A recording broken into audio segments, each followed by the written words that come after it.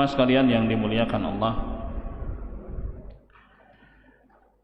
qala Abu Hatim radhiyallahu anhu,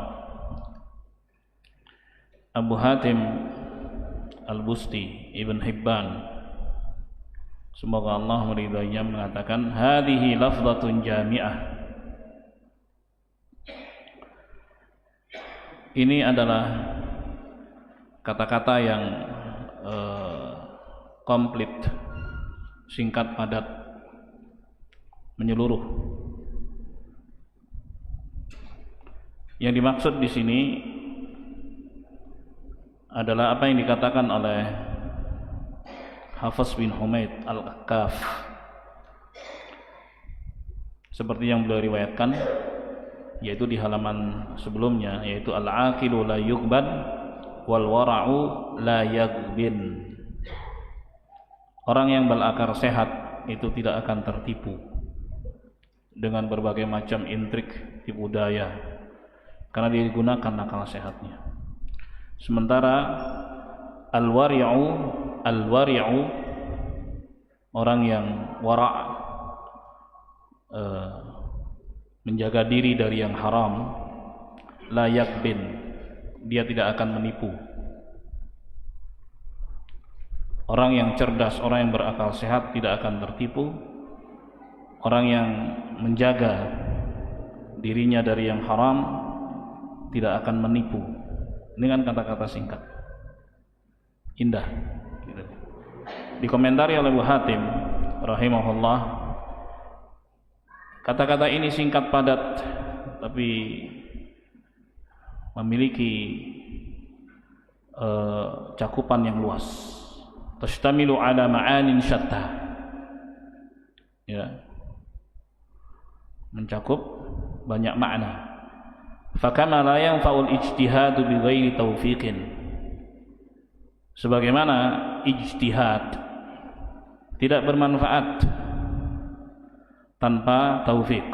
Artinya kalau ijtihad enggak benar hasilnya, percuma, kan begitu. Walal jamalu bighairi halawah, ya, dan tidak ada keindahan tanpa rasa manis. Manis yang dimaksud adalah halawatur ruh wan nafs, itu ketenangan jiwa, kedamaian, ya. Kalau rupawan cantik tapi enggak damai hatinya, percuma. Wala sururu bi ghairi amnin, dan tidak ada kebahagiaan tanpa keamanan. Di zona perang itu ada mereka yang memiliki kekayaan, rumahnya besar, ya, tempat tinggalnya bagus, tapi nggak aman. Apakah mereka bahagia tanpa keamanan seperti itu? Bisa merasakan nikmatnya punya rumah besar, ya. Karena Nabi SAW bersabda, min sa'adatil muslim al-maskanul wasi', di antara kebahagiaan seorang muslim adalah tempat tinggal yang luas. Baik. Apakah dia bisa bahagia ketika tidak ada keamanan di situ? Tidak bahagia, bahkan ketakutan. Jadi tidak ada kebahagiaan tanpa rasa aman. Ketika seorang mendapatkan keamanan, ya, yang sederhana itu terasa nikmat sekali. Yang sederhana itu terasa nikmat. Baik. Anggap saja nasi anget sama garam, itu udah enak. Mungkin ada sebagian yang pernah merasakan itu. Saya dulu juga pernah merasakan itu. Dan itu enak ketika aman. Baik. Lalu beliau mengatakan, wa kadzalika la yanfa'ul aqlu bi ghairi wara'in. Demikian pula tidak bermanfaat akal kecerdasan, tanpa sikap wara', menjaga diri dari yang haram. Cerdas tapi ngibul, nipu orang, nggak manfaat. Cerdas tapi dipakai untuk yang negatif. Walal hifdzu bi ghairi amalin. Demikian pula tidak bermanfaat hafalan tanpa pengamalan. Riwayat banyak, hafalan banyak, tapi kalau nggak diamalin nggak bermanfaat. Luar biasa. Jadi dari kata-kata tadi diturunkan oleh Abu Hatim Al-Busti rahimahullah dengan kalimat yang baru saja kita dengar. Ya, tidak bermanfaat ijtihad kalau nggak benar. Tidak bermanfaat keindahan, kerupawanan tanpa ada kedamaian hati. Tidak ada kebahagiaan tanpa keamanan. Tidak bermanfaat akal sehat tanpa menjaga diri dari yang haram. Tidak ada hafalan yang bermanfaat tanpa diamalkan. Masya Allah. Wa kama anna surura taba'un lil amni wal qarabata taba'un lil mawaddah. Sebagaimana kebahagiaan itu mengikuti keamanan. Kalau ada keamanan maka pasti bahagia, aman. Tinggal bagaimana seorang banyak-banyak bersyukur atas nikmat keamanan tersebut. Seringnya nikmat aman itu dilupakan, seakan kehidupan itu ya berjalan rutin seperti ya begitulah dilalui dari pagi, siang, sore, malam, terus pagi lagi begitu, tanpa ada perenungan bahwa aman itu nikmat.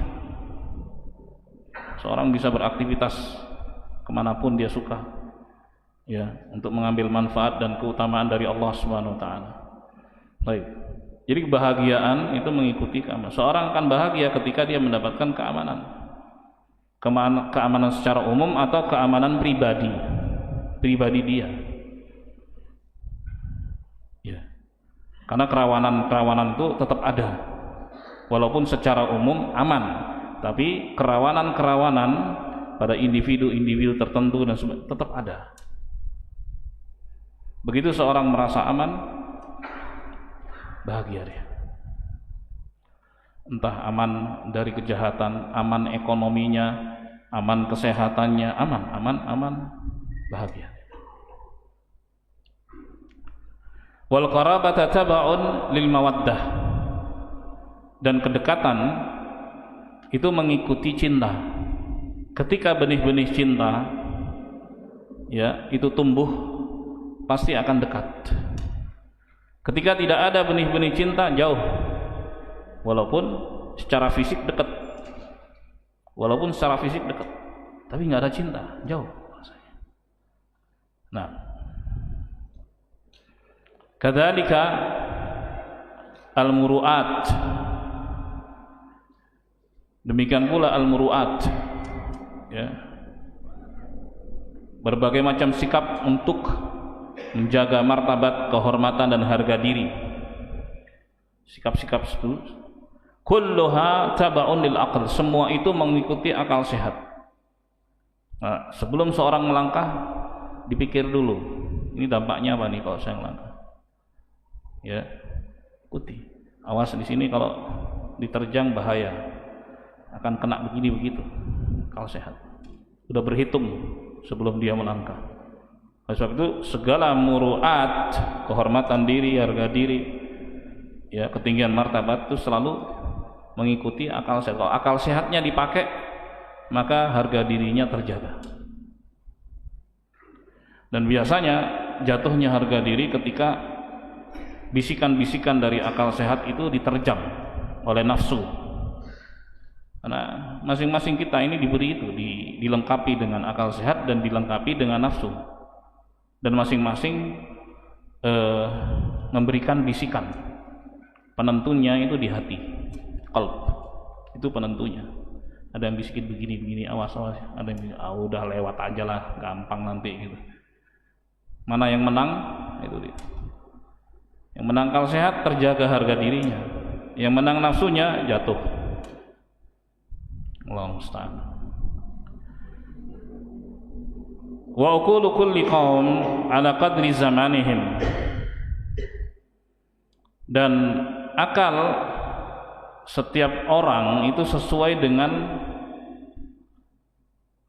kadar zamannya atau generasi. Ada Gen Z, ya kan? Ada gen apa lagi tuh kata orang? Ada Gen X, Gen Y, Gen Z. Pola pikirnya beda-beda, ya kan? Generasi yang terpapar dengan medsos itu akan berbeda dengan generasi sebelumnya yang belum ada medsos, begitu. Dan cara berpikirnya juga berbeda. Baik, kan cara berpikir, bagaimana input itu masuk. Subhanallah. Fal aqilu yakhtaru minal umuri ahsanah. Orang yang berakal sehat akan memilih, ya, usia terbaiknya. Wa in qalla, walaupun itu sedikit, dia akan pilih. Fa innahu khairun minal hayatin nakidah wa in talat. Dan itu lebih baik daripada kehidupan yang panjang tapi sengsara. Gitu. Dia akan pilih, walaupun yang pendek ini, dia akan pilih itu. Dia manfaatkan itu sebaik-baiknya. Ya kenapa? Seperti kita sekarang di dunia ini kan mampir sebenarnya. Sebab itu Nabi SAW mengatakan, kun fid dunya ka'annaka gharib aw 'abiru sabil. Jadilah engkau di dunia seperti orang asing atau musafir yang singgah. Mengikuti aturan Allah Subhanahu wa taala, perintah dijalankan, larangan ditinggalkan, itu seperti terpenjara. Kan nggak bisa melepas dan memuaskan seluruh keinginan. Ada batasan-batasannya, ya kan? Seakan terpenjara. Dunia sijnun lil mu'min. Dunia itu bagaikan penjara bagi orang yang beriman. Baik. Akan tapi jikalau dia sukses, karena ibadah itu hanya ada di dunia saja, di alam dunia saja, nggak ada di alam akhirat ibadah. Wa'bud rabbaka hatta ya'tiyakal yaqin. Beribadahlah kepada Tuhanmu sampai mati. Udah, mati aja. Mati yang merupakan kematian yang merupakan transisi dari kehidupan dunia ke kehidupan berikutnya. Kehidupan alam barzakh, transisinya namanya kematian. Sebagaimana transisi dari alam rahim ke alam dunia itu namanya kelahiran. Terus nanti transisi dari alam barzakh ke alam akhirat namanya kebangkitan. Transisi, ada kehidupan di situ. Tapi untuk ibadah hanya ada di alam dunia saja. Orang yang cerdas akan gunakan kesempatan di dunia ini untuk mencari bekal untuk kehidupan yang abadi. Baik, kalau dia puas-puaskan di alam dunia ini, sengsara nanti di akhir, panjang sekali waktunya. Bagaimana tidak?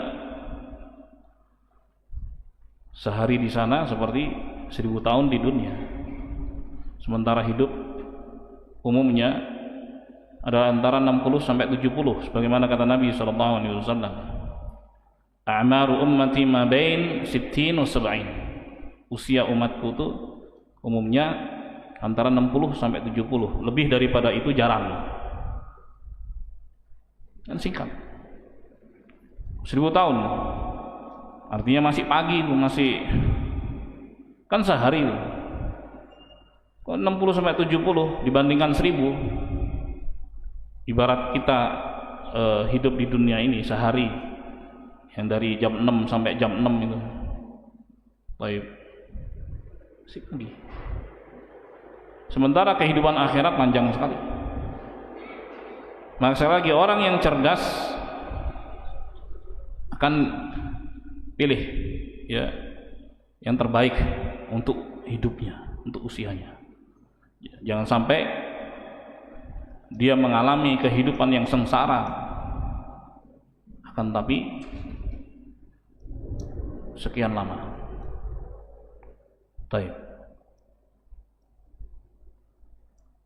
Oleh sebab itu jamaah sekalian yang dimuliakan Allah, jangan tertipu dengan oknum-oknum ba'alwi ya, yang bikin hoax, cerita-cerita palsu bahwa ada Habib yang dikubur itu lagi ibadah, ketika di sampingnya ada seorang pendosa disiksa malaikat, protes Habibnya, protes ganggu ibadahnya. Baik. Terus habis itu apa? Nggak disiksa lagi gara-gara protesan si Habib itu. Subhanallah, itu hoax. Nggak pakai dalil sama sekali, dan itu banyak tersebar jemaah. Banyak tersebar. Baik. Masih banyak lagi berbagai macam kemungkaran khurafat yang diedarkan di media-media sosial. Baik. Karena ibadah itu hanya di masa dunia saja. Ya, batasnya adalah kematian. Selesai sudah, nggak ada ibadah. Sisanya adalah pembalasan. Sisanya adalah pembalasan. Dan juga berikutnya, faedah berikutnya, sebelum kita lanjut ke sini, walaupun sama-sama ada kehidupan di alam dunia dan juga alam barzakh, kematian itu bukan berarti habis, ada kehidupan juga. Ini juga yang menjadi dalil buat mereka, menurut klaim mereka, bahwa boleh dong minta kepada orang yang sudah mati, karena sungguhnya mereka itu hidup. Ya, hidup di kehidupan yang berbeda, di alam yang berbeda, di mana Allah Subhanahu wa taala bilang, in tad'uuhum la yasma'u du'aakum. Kalau kalian minta sama mereka, mereka nggak dengar. Walau sami'u mastajabu lakum. Seandainya mereka dengar, mereka nggak mungkin bisa memenuhi permintaan kalian. Memang diset begitu oleh Allah Subhanahu wa taala. Nggak bisa orang yang hidup di dunia minta kepada yang hidup di alam barzakh. Nggak bisa.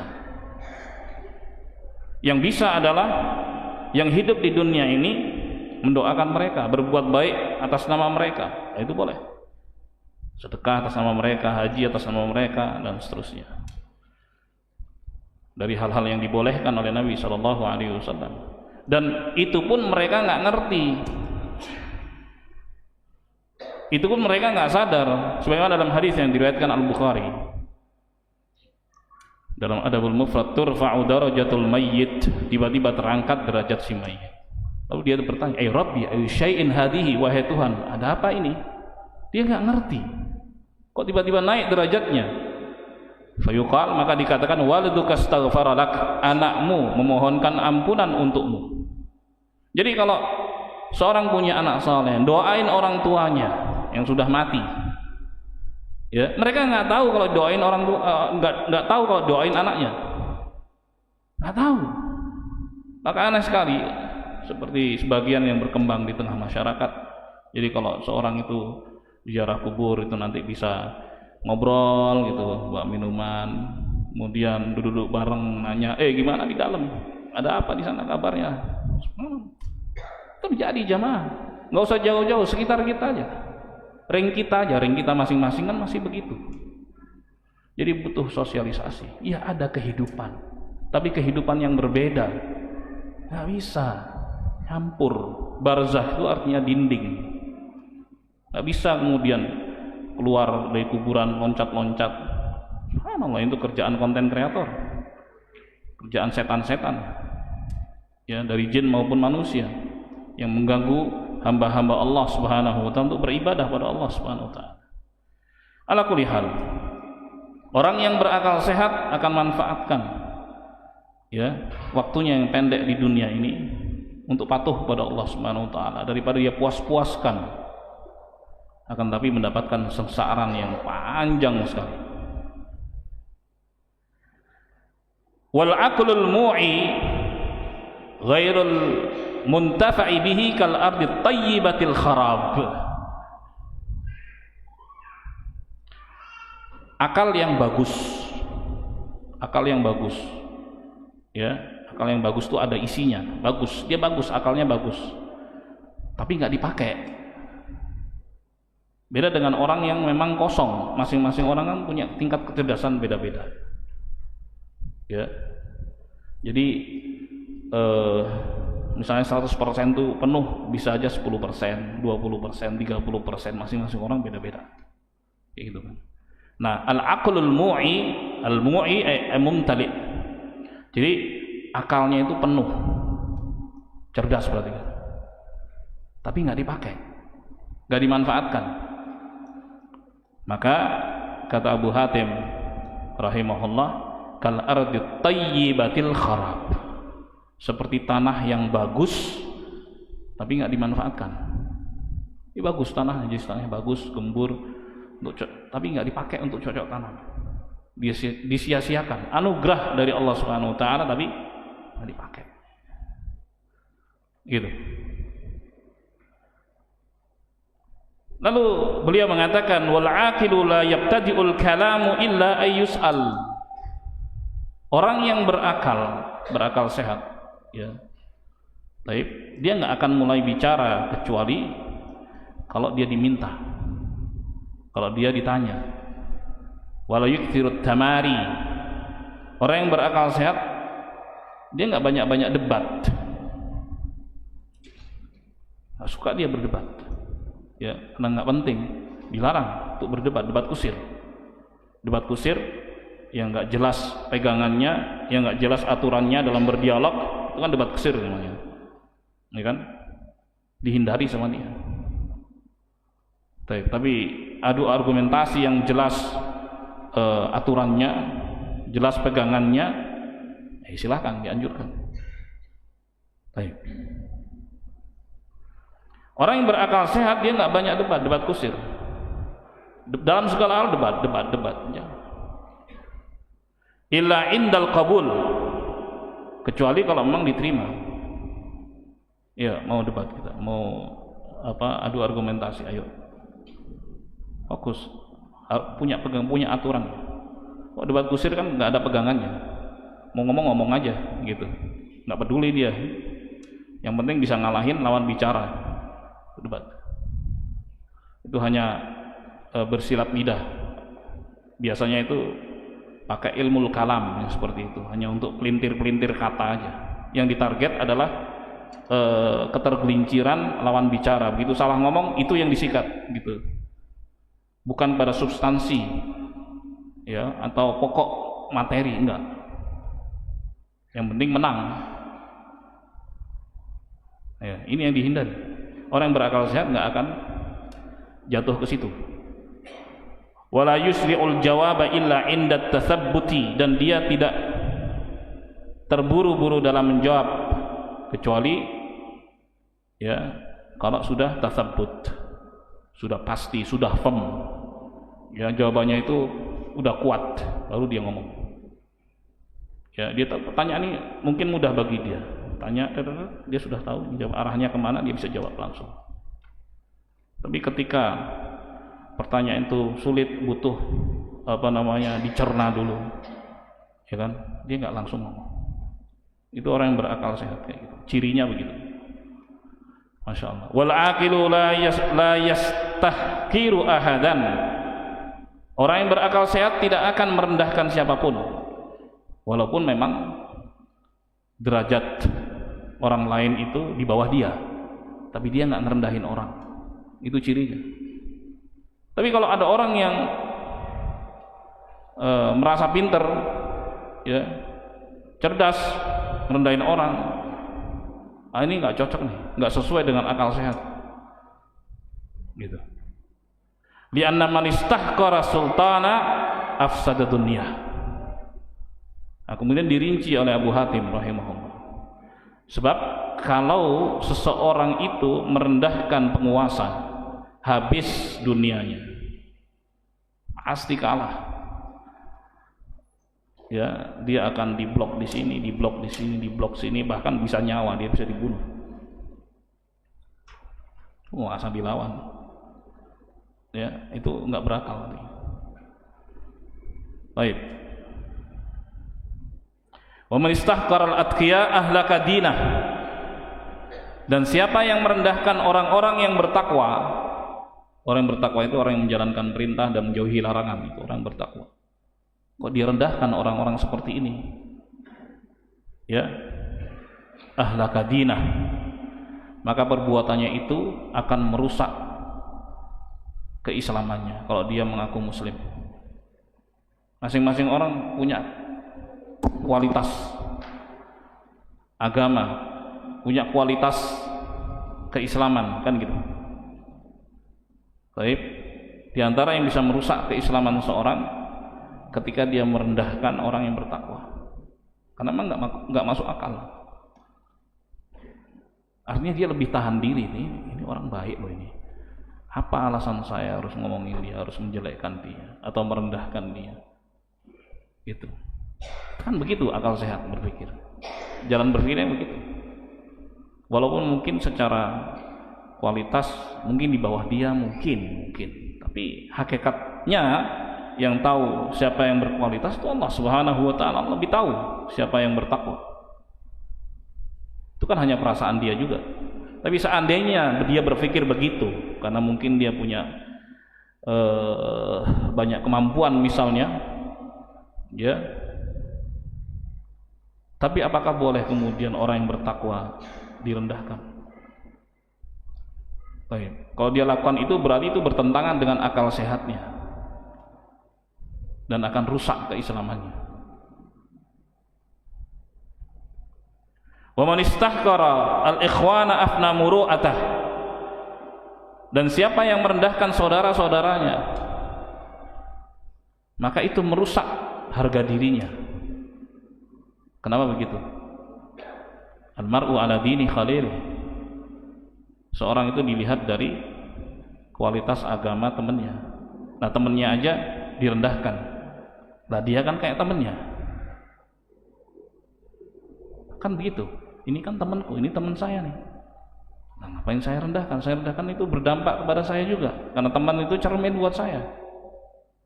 Akal sehat begitu cara berpikirnya, begitu cara jalannya. Dia akan tahan-tahan tuh orang. Jangan sampai abang ngikutin bisikan-bisikan setan. Baik. Wa man istahqara al-'amah adhaba siyanatah. Lebih-lebih barang siapa yang merendahkan banyak orang, semua orang dia rendahkan. Pokoknya dia yang paling top. Dia ahlul jannah, yang lainnya neraka. Oh, sudah berpikir kayak gitu. Apa yang akan terjadi? Adhaba siyanatah. Pasti nggak aman, pasti nggak aman, habis, nggak lama lagi habis. Karena yang disenggol itu udah banyak orang, bukan person-person. Habis dia nggak lama lagi. Kalau sudah begitu caranya. Dan banyak itu contoh-contoh dalam kehidupannya. Ketika yang dia senggol itu semua orang sudah, wah. Jadi jamaah, akal sehat akan menuntun orang untuk berkata-kata yang tepat, gitu. Itu anugerah dari Allah Subhanahu wa taala untuk kita. Itu akal ini. Qala rahimahullah wal aqilu la yakhfa alaihi aibu nafsih. Orang yang berakal sehat ya itu bisa melihat kekurangan dirinya. Dia sangat mampu untuk melihat saya itu kurangnya begini gitu. Dia bisa melihat kekurangan diri. Di anna man khafiya alaihi aibu nafsih khafiyat alaihi mahasinu ghairih. Sebab orang yang tidak bisa melihat aib dirinya, tidak bisa mengetahui kekurangan dirinya, maka dia akan tersamar dari kebaikan orang lain. Dia nggak bisa melihat kebaikan orang lain, nggak dianggap sudah sama sekali. Dia orang lain entah berbuat ini, berbuat itu, udah itu urusan kamu, nggak peduli saya. Nggak bisa melihat, walaupun untuk berbuat baik pada dirinya, nggak diingat sama sekali. Kenapa? Itu tanda bahwa orang itu nggak bisa melihat kekurangan pada dirinya. Pasti nggak ada kebaikan pada orang lain sama sekali. Assalamualaikum. Wa inna min asyaddil 'uqubati lil mar' ayakhfa 'alaihi aibuh. Dan sungguhnya di antara bencana yang paling besar pada diri seorang ketika dia tidak bisa melihat kekurangan dirinya. Apa kekurangan saya? Kayaknya saya ini hebat-hebat aja sih, bagus, semuanya bagus, nggak ada kurangnya saya ini. Masa nggak ada? Nggak ada, top saya ini udah. Wah, ini udah bencana sudah. Begitu kata Abu Hatim rahimahullah. Jadi kalau yang ini kan kita dikasih nih kisi-kisi ya kan, subhanallah, untuk melihat lawan bicara gitu. Baik. Nah ini kita bisa menilai sejauh mana seorang bersikap, lah begitulah dia. Pun termasuk kita sendiri, sejauh mana kita bersikap, nah begitulah kita. Tanda-tandanya ini. Sementara kita sudah dibekali oleh Allah Subhanahu wa taala berupa akal sehat, mau dipakai atau enggak dipakai. Kalau enggak dipakai pasti akan dituntut pertanggungjawabannya oleh Allah Subhanahu wa taala. Baik. Lianna laisa bimuqli'in an 'aibih man lam ya'rifhu. Karena bagaimana seorang bisa menghindar dari kekurangannya kalau dia enggak tahu kekurangan dirinya? Ya. Walaysa bina'ilin mahasinan nasi man lam ya'rifha. Dan bagaimana dia bisa merasakan kebaikan-kebaikan orang lain kalau dia sendiri enggak tahu orang lain itu sudah berbuat baik pada dia. Kalau dia enggak kenal kebaikan tersebut. Wa ma anfa'at tajarub lil mubtadi'. Ya, pengalaman itu sangat bermanfaat bagi para pemula. Demikian dikatakan Abu Hatim. Ini semua adalah pengalaman-pengalaman yang kemudian dituangkan dalam tulisan-tulisan. Dan kita ini ya anggaplah masuk kepada pemula. Karena itu pelajaran-pelajaran yang bisa sangat bermanfaat buat kita. Masya Allah. Qala rahimahullah ansyadanil muntasiru ibnu Bilalin ibnil muntasir al-ansariyu alam tara anna al-aqla zainun li ahlihi wa anna kamal al-aqli tulut tajaribi. Tidakkah engkau melihat bahwa akal sehat itu indah bagi pemiliknya, dan sesungguhnya kesempurnaan akal sehat itu ketika banyak pengalaman dan percobaan-percobaan di dalam hidup. Waqad wa'adal madhi minad dahri dan nuha wa izdadu fi ayyamihi bit tajaribi. Sungguh masa lalu telah memberikan pelajaran dan nasihat kepada orang-orang yang cerdas. Wa izdadu fi ayyamihi bit tajaribi, dan akan semakin cerdas dia jalani hari-harinya dengan percobaan dan pengalaman-pengalaman hidup yang akan dia lalui. Masya Allah. Qala akhbarana al-Hasan bin Sufyan qala haddatsana Utsman bin Abi Syaibah qala haddatsana Jarir anil Hakam ibn Abdullah qala kanatil Arab taqul al-aqlu at-tajarib wal hazmu su'udz dhann. Kata Al-Hakam bin Abdullah rahimahullah, orang Arab dulu mengatakan akal sehat itu tajarib, ayanalul mar'u kamal al-aql wa tamama bi kathratit tajarib. Ya. Seorang itu akan mendapatkan kesempurnaan akal sehatnya dengan banyak pengalaman. Ya, orang dapat ilmu, coba amalkan, kan pengalamannya. Pengalaman dengan pengamalan.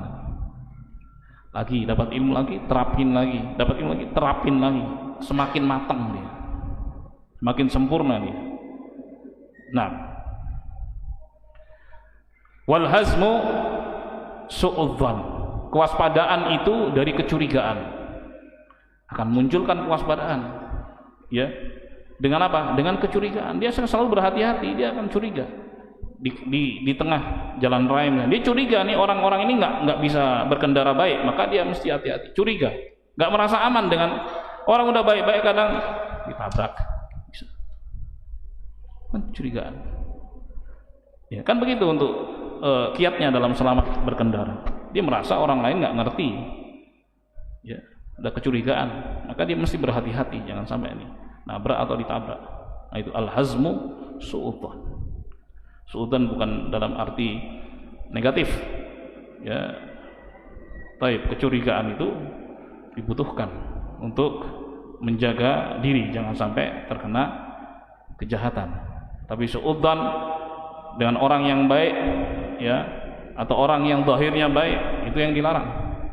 Nah, karena Allah mengatakan inna ba'dadh-dhanni itsm. Sesungguhnya sebagian prasangka itu dosa. Sebagian, enggak seluruhnya, kan begitu. Hadirin sekalian, jamaah sekalian yang dimuliakan Allah, inilah yang bisa disampaikan, semoga bermanfaat dan kurangnya mohon maaf. Jazakumullahu khairan. Subhanakallahumma wabihamdik, asyhadu an la ilaha illa anta astaghfiruka wa atubu ilaik. Assalamualaikum warahmatullahi wabarakatuh.